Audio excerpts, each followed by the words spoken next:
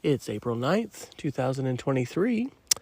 You're listening to episode 10 of Wes and Shelly Share, The Velveteen Rabbit.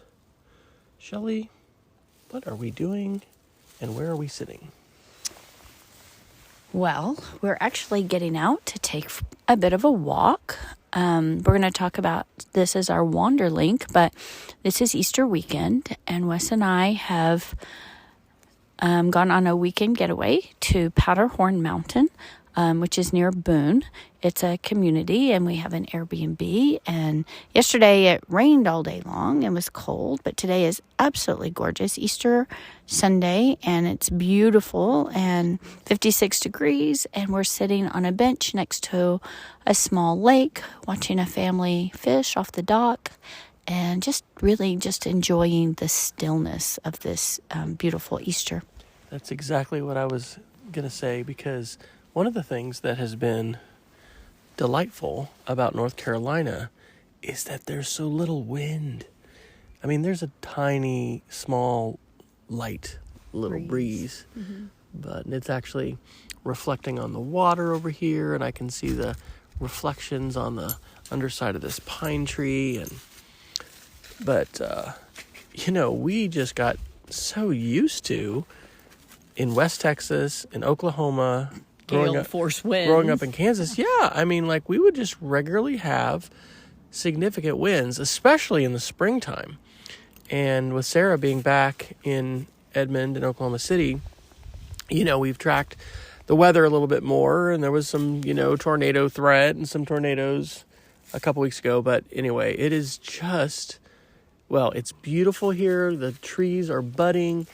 There's a tree right above us that looks like, I don't know, literally in the last week, these little green buds have come out and they've started to open up. And I love the mix of deciduous and conifer. It's mainly deciduous, but there's a good number of pine trees, and some of the places where we have hiked around Matthews, where we live near Charlotte, just outside of Charlotte, have little groves of pine trees.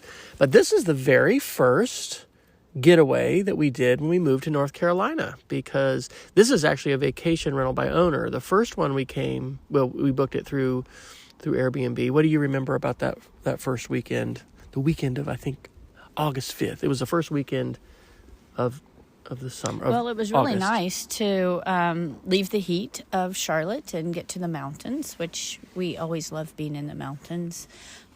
Sarah and Rachel were both with us, along with our dogs, and it was our first kind of mountain getaway after we had moved and kind of settled in a little bit. We still had a lot of boxes to pack, but we only had Rachel for a short time, so we wanted to have kind of a summer getaway. Yeah. It was and kind beautiful. of recover from our move. Yeah. Because we had undergone the trauma of the move. Yeah. Boone is a fun little mountain town. It's where Appalachian State is, and so it's a college town. Reminds us of Ruidoso, New Mexico. Reminds us of Golden, Colorado. Yeah, just kind of a lot of little shops and cafes, breweries, and just kind of a neat little place. And so we look forward to going back there, which we did yesterday, and it was raining, but it was nice to just kind of shop around a little bit and we find have a little appetizer. The Mass store. Yeah. So anyway, just wonderful.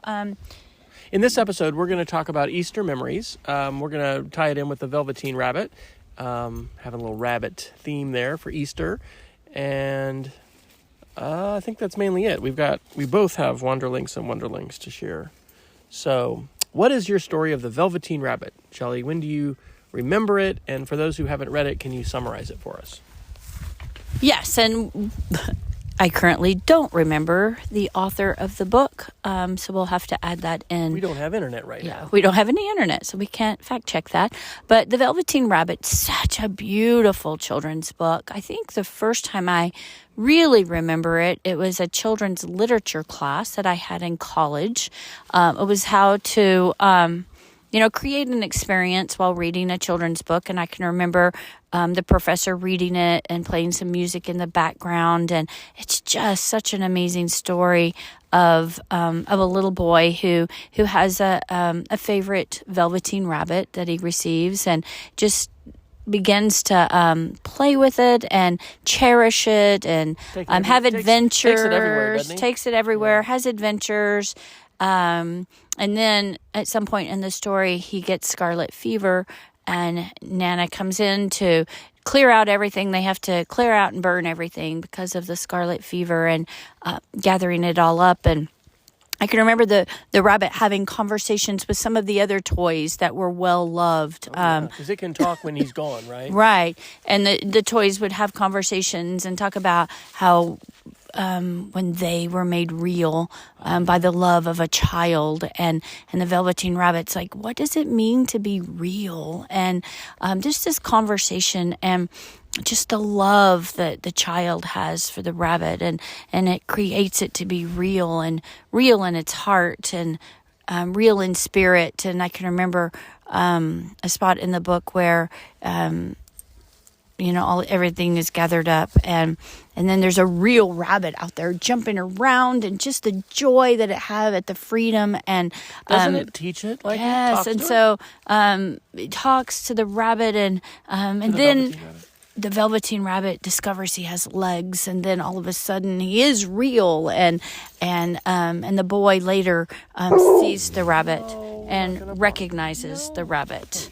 So, and once again, we're out at the lake, and Moose is protecting us. Moose, those are people just walking along.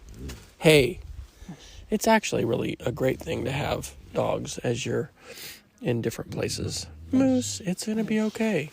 Rosie really takes sort of keys off of him. They're really very, very friendly. They're growling just because they see somebody new. Moose, it's okay. They're really very, very friendly. Moose, it's okay. Hey, you're going to be nice. You're going to be nice. Hi, girls. How are you? With some locals. Yeah. So yeah, the Velveteen Rabbit was a sweet story. And do you remember reading it to our children? I do remember reading it to our children. It was a beautiful older book. I mean, it had, just, I'm a sucker for illustrations, just beautiful illustrations, and just a beautiful story. So. Yeah, it's a sweet one. Mm-hmm. Okay, so if I can do this, we want to talk a little bit about Easter menus and Easter memories. And what do you remember from Easter's growing up? Oh, Easter's growing up? Yeah. I wasn't really ready for that one. Oh, you weren't? All right. Well, I'm throwing you a curveball. Okay, you are throwing me a curveball. I mean, I know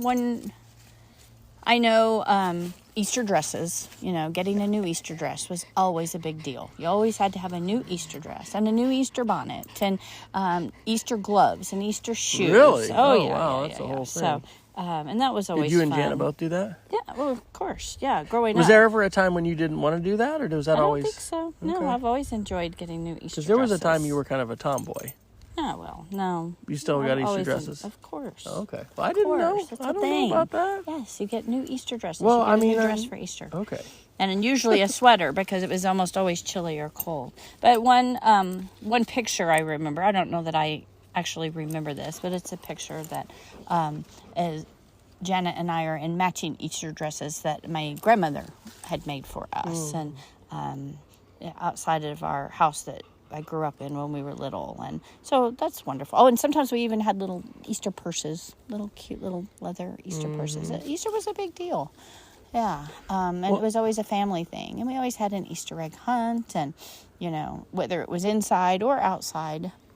One of the earliest digital pictures that we have in our cycle of images that kind of come up on the TV and whatever, I think it's an Alexander Easter, and it might have been in Manhattan, actually, in City Park, maybe?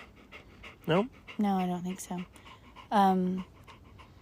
Well, there is anyway, a picture. He's dressed up and going, I think the Easter Bunny's in there and he's hunting some eggs. I think that's a picture, like, at church, we were going to talk about this, but at Westminster Presbyterian in Lubbock, there was always either an Easter egg hunt on Palm Sunday or sometimes after church on Sunday. And I do remember, grandmother and granddaddy, of course, being there and hunting Easter eggs at church. I know sometimes we did it in a park, in a neighborhood. and that was always fun. There was a picture of, I can remember Alexander waking him up from a nap one day and taking him someplace and getting Easter pictures with a real bunny. Oh, I remember that. Yeah. Wasn't that something like your one of your little groups? Early childhood PTA group. arranged? And then I remember one time I remember those pictures. taking Sarah out in her little Easter dress up to Texas Tech, where all the beautiful tulips were filming. I mean, there were just neat little things that we did there. We were talking about it earlier. So many sweet little memories when the children were little. Well, so much family time, right? Oh, absolutely. This is our first Easter to not be with our children. Yeah, it is. It's a little sad. Uh-huh. I can remember one year, my good friend Holly and we dyed the kids' Easter baskets. We bought baskets and dyed them and colored the eggs and Do you remember made Easter cards. Do you remember the time we went up to Edmond to UCO and it was at the football field and it was they had like literal thousands. plows plowing eggs on the field. Like that was not an Easter egg hunt. That was something else. Well, we did that one year, but I don't know that we ever did that again. I really like the at-home Easter egg. I can remember one time that of course, Easter lunch was always a thing at my mother's house, and she would, spend time. We could talk about the Easter menu, but that was actually the first time that you met my parents. Do you remember? Of course, it was the Easter. Wes and I had started dating right after spring break, so we really hadn't been dating very long, a few weeks maybe, but that was the first time Wes came over and met my parents. Luckily, I'd survived the first date because we went to the rodeo and I had on boots that you thought were really bad. You tell that story frequently. You scarred me with that. That's a record. I thought those were cool. Those were like my custom-made El Salvador boots. Those are supposed to be my lifetime best ever boots. I would always be in charge of making the bunny cake. Mother would put me in charge of she would make the cake. I would decorate the cake. So it was always fun to have that. Okay. I think I'm going to edit out most of that conversation, but I think that'll put us at 15 minutes. So let's go to halftime, and then we'll continue more Easter memories.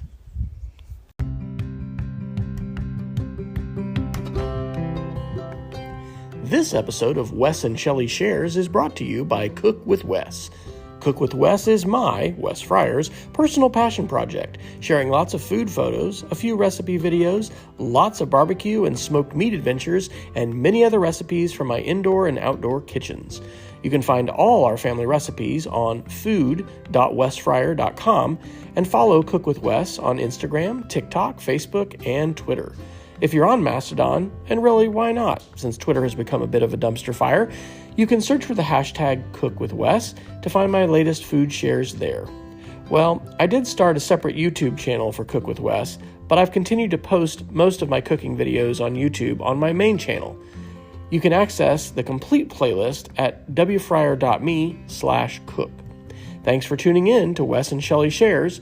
I hope to see you on social media on one of the channels for Cook with Wes.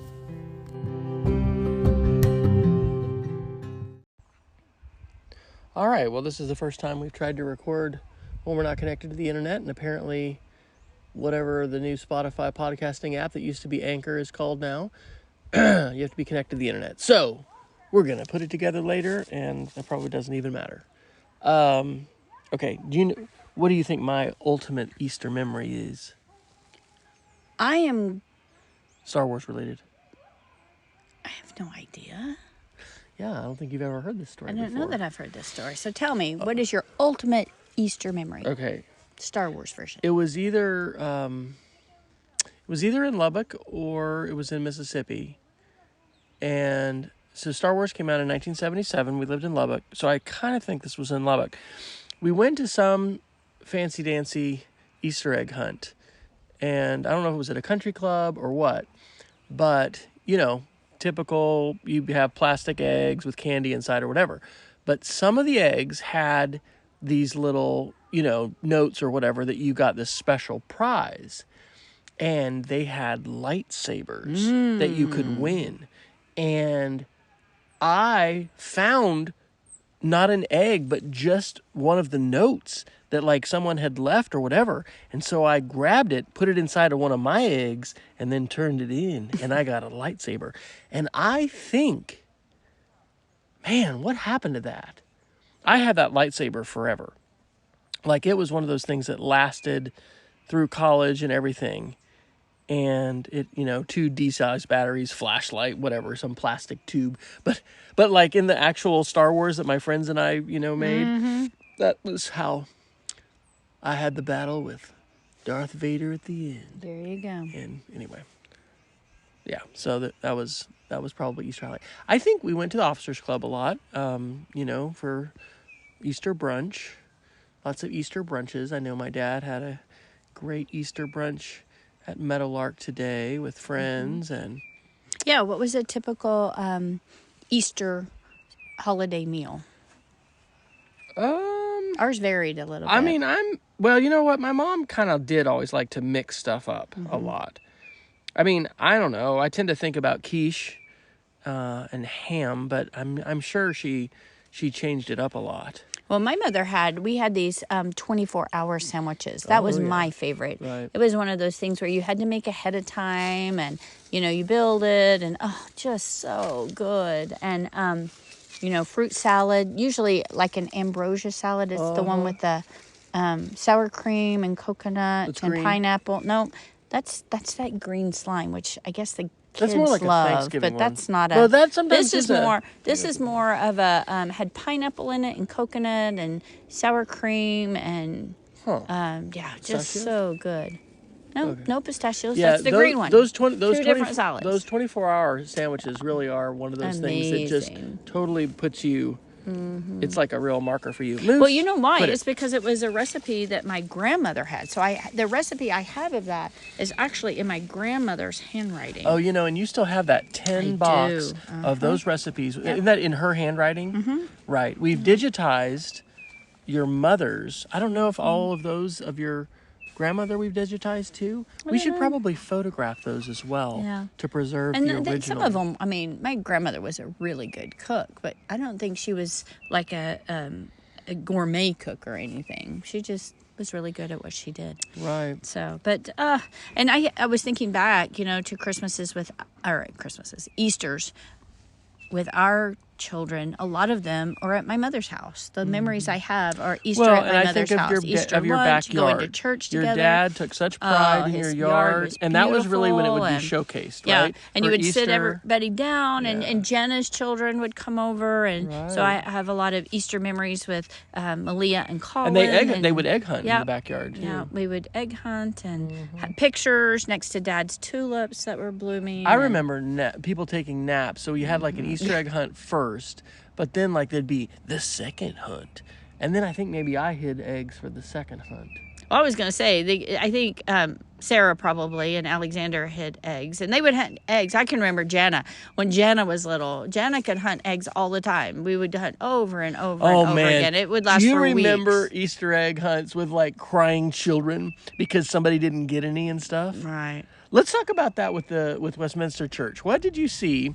What was the arc of Easter egg hunting at Westminster Presbyterian Church in Lubbock over the years? Well, I just think it's church in general, and I think it was just maybe it happened at other churches, but there was a while where you did an Easter egg hunt after church, and all the kids would come out on Sunday, and then later it was like, well, you don't want to do Easter bunny stuff, on Easter, and so you had to do your Easter bunny stuff at a different time, and then eventually people didn't want to do Easter bunny at all because that's not real Easter, and so I don't know. It's a mix. I mean, all of the holidays, whether it's the Jesus' birthday and the celebration of Christmas and the solstice, right? Because it was co-located because of the... I don't know. I don't think I ever celebrated the solstice. Well, but that's what the church, the early church, put it at the same time. And so the same thing with spring. It was like a juxtaposition. It was an overlay. The pagans have celebrated the solstice. Now let's change that. There were so many wonderful traditions about church and family and fun, and Mother, we used to always decorate Easter eggs and dye Easter eggs and many different forms, and we used to do it at school too. Nowadays you sure can't do that, which is kind of sad, but well, I mean, and it is of course super important to, sure, be respectful. Jesus is the reason for the season in Christmas, and Easter is all about Jesus, but there's also a lot of secular traditions and fun, that surround it. Well, we had fun, and we also celebrated, and we made resurrection rolls, and decorated crosses, and it's just a Easter celebration time. So anyway, this one looks a little different. Tell us how this Easter is a little different from some that we've celebrated, Wes. Well, I am so thankful that we have a chance to get away. I mean, we've had some really great conversations this trip. And just this morning, reflecting on how sometimes it takes getting away, and not just for like one night or whatever. I mean, we're fortunate to be able to get away for 3 nights and to have some overlap. I'm so thankful for the incredibly wonderful and humane schedule that I have at school and that our calendar has. So I have a 5-day Easter break. Shelly had Good Friday off, and then the next week, currently, we're hoping to have the same schedule next year, but we'll just have to see what happens. But we want to be on the same schedule. It really is important. So anyway, we've got this overlap, and it's just we're not on our diet plan, but we've been enjoying some really good food. You wanted cinnamon, so I made snickerdoodles, and I made cinnamon rolls, and we had stew with potatoes. We had German oven pancakes this morning. It was things that it's kind of comfort food. Are comfort food for us. Yeah. And we hadn't, I love that our daughter, Sarah, has attended. She said, family's not there, so she's looking for her church family, and celebrated Easter with her church family, a really good friend from high school, and then at St. Augustine's, which is the church we had been attending in Edmond, Oklahoma. Or last year. Oklahoma City. So, and then gone to church to watch another friend be baptized. And anyway, just, And being here and the messages that we receive. Because Sarah Emily, one of our wonderful deacons and points of connection at St. Augustine's, sent a picture of Sarah with the Reeves children, right? No, it was Matthias children. The Matthias children down front. And then my spiritual director, Kurt Gruhl, sent a picture of her, I think, with his grandchildren. And then our daughter Rachel is with her host family, and they're in Virginia and having a special dinner with friends and family this evening. Oh, and, I didn't hear about that. So that's it's great. And then made connections with Alexander and Grace this morning, and it's wonderful to live in a family time when we traditions, can make these kinds of connections. And maybe we can talk to Dad later today too. It really is fantastic, because when we reflect back on distance and do you remember Germany? Do you remember Easter's in Germany or being away? No, I don't remember. I remember I have some little rabbits that I bought while I was there. Again, probably like Sarah, being a little homesick, being away at a holiday time. Right. But spring, the Germans love, celebrate spring and beautiful flowers and things. But I don't really remember a particular Easter. Probably with family and friends there. But well, this is a connection to the Velveteen Rabbit, because over the course of the book, the Velveteen Rabbit becomes real. And he becomes real because of the love of the boy and the relationship that he, that he develops, that they develop together. And so how's that like church? How's that like Jesus? Well, I think that's really important, especially as we have been developing community and getting to know people within our church and finding our church family.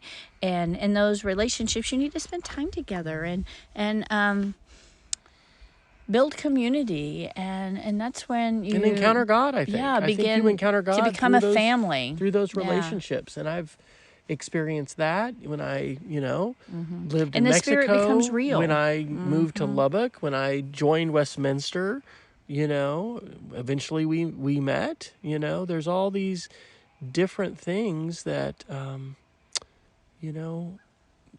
relationships that were built and connections that were made. And we see connections being made now at Caldwell in our new church family, which are just wonderful, right? People that we're recognizing, they recognize us, we know their names and they know us, and, we're growing. And, and one of the most basic things, this is totally Easter, is the meal, the breaking of the bread. I just love how at Caldwell, like, how many times have we been out to eat after church with members of the church? That's so important. Like, already, I bet we've been out 5 or 6 times, and we joined in January. But, like, that's really a big deal. It's not something that's complicated, but when you break bread together, and then it was of course a really big deal to go over to your parents' house, and that was the first time to meet and everything, but there's a ritual to that, but there's just also there's really some good ingredients to getting to know people, and the ritual of the meal, the traditions that you're learning about in someone else's family, but there's an intimacy of being at table, right? I think.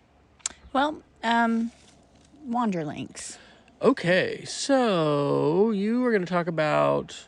You want to talk Wander or Wonder first? Let's do Wander, because we've wandered here. Okay, so the first one, Wanderlink, is Powderhorn Mountain. And I've been kind of bad about putting the links in. I need to do that later. I'll go back. But if you Google Powderhorn Mountain... It's a really North nice Carolina. Little mountain community. It It's has literally like 2 hours from our house. A swimming pool, a little lake and pond. It's a collection multiple of lakes, actually. Yeah, it's a collection of houses and cabins. Some people live here year round. Some people have weekend places. There's a number of places that you can rent. Like we said, we rented one in August, the first time we were out here, and I mean, when we were here that first time, I said, North Carolina may get better than this, but man, if this is as good as it gets, I think this will be just We've really fine. Enjoyed it, having this place to come and visit. And so close. And there is camping if you want to camp, and picnic areas and a playground. It's not super commercialized or, I do like Asheville, but I think there's there's a different vibe there. I don't know, reminds me of Colorado and ski areas and things that are just more commercialized. But it's less. Anyway. Okay, so the other one is the Waterfalls book. You want to talk about that? No, you can talk about that. That's your book. Come on, Mom. I'm going to let you talk about it. You bought the book. You get to talk about it. All right, well, we've bought different guidebooks at different times. There was one that we bought in Hawaii in 2009 when we were there for a family reunion that Shelly really read, and that led us to a black sand beach that we spent all day one day at, and just some neat areas like off the beaten track or things that you just might not discover and know about otherwise. And so we were at a wonderful store. I think it was called the Mast Store, but it was like, I thought it was just going to be like a hardware store or something, and it was kind of touristy. It reminds us in Boone reminds us a little bit of Cody, Wyoming. And so it's like they've got hard candy and like souvenirs and all kinds of stuff, but upstairs they've got all kinds of clothing and outdoor gear and whatever. And so, anyway, they had this book that was about the waterfalls of North Carolina. And so I thought, well, that's really cool. So some adventures for us. That's right. And actually, adventures. There's one that it sounds like is kind of on our way home. And it's like less than a mile from where you park. And so anyway, I think we're going to go check it out. So I'll include a link to that in our show notes. And that's our other Wanderlink. So. And then Wonderlinks. So, we love listening to podcasts. And so we enjoy sharing podcasts with friends. And so anyway, a friend of mine from school, Michael Boyce, had he and I both love reading science fiction. And we had shared a book earlier by Andy Weir called Hail Mary. Anyway, so he had heard a podcast, an interview with Andy Weir talking about... Who's the author of The Martian. Yes, who's also The Martian and Artemis. I've read all 3 of the books now. But anyway, just a really great, fascinating interview with him, and kind of how he writes his stories, his thought process, and how he researched them and the science that goes behind them. And so anyway, we will include that link of that if you are so inclined to listen or to read. Unfortunately, he cusses a bit, so that's too bad. Well, Yeah. So, you don't want to be playing this. But anyway, don't play it's this a for great school. interview with Andy Weir, who is the author of The Martian and Hail Mary, which I think is supposed to come out in a movie as well. So anyway, I just really enjoyed that. And the movie's that. great. If you haven't seen Matt Damon, it's a great Wonderling in The Martian. If you're wondering about that. Yeah, and it's great for not only science and space, but it's great for engineering too. Sure. And figuring stuff out. And then the other, my Wonderling, which Shelly's like, don't do that. But Amy Webb is one of my favorite futurists, and she does an incredible presentation every year at South by Southwest in Austin, which happens in the spring, and she just had her video published. And what she does is talk about trends and patterns in the world of technology. And wow, I mean, it is. And this year she actually released all of her slides in a downloadable file. I'll include a link to that. Of course, it's so much about artificial intelligence. And when she says that the internet, as we've basically known it, is over, and we're reaching this inflection point where we're just, everything, it already is collecting data about us. But, we're all going to we all will need to retool and, acquire new skills. And we're in this age of augmented humanity where we already are using technology I don't tools. even know how to turn on the lights, really, because, you can't just say, hey, Google, turn on the lights. Well, you're supposed to say, hey, Gmail, I because know. somebody's going to get their Google activated. But not out here in the middle of nowhere. Honey, someone's going to listen to this podcast out loud. They're going to be like, Shelly, stop saying that. Well, I am powerful. You are. I have all the secret Your spells. words are powerful. So, yeah, it is. It's like we're old school now. But honestly, this is great. We love camping, and we still want to go camping. But it's wonderful to be in a We've kind of enjoyed having cabin. Hey, we got all the things. Well, we don't have a smoker or a grill, but no, but it is nice to have hot water and a flushing toilet. Oh my gosh, and a crock pot and a microwave and a beautiful porch to sit on and an oven and a heater. Right. Yeah, that actually has put us out a lot of heat. That was really nice. So, okay. Well, hey, here we've done our show from the lakeside at Powderhorn Mountain. How can people connect with you, Shelly? You would think I would know these things, but you can always find me on Facebook. So that tends to be where I am present now. And then shellyfryer.com/podcast. Oh, look at you. There you go. Look at you. Wow, she's amazing.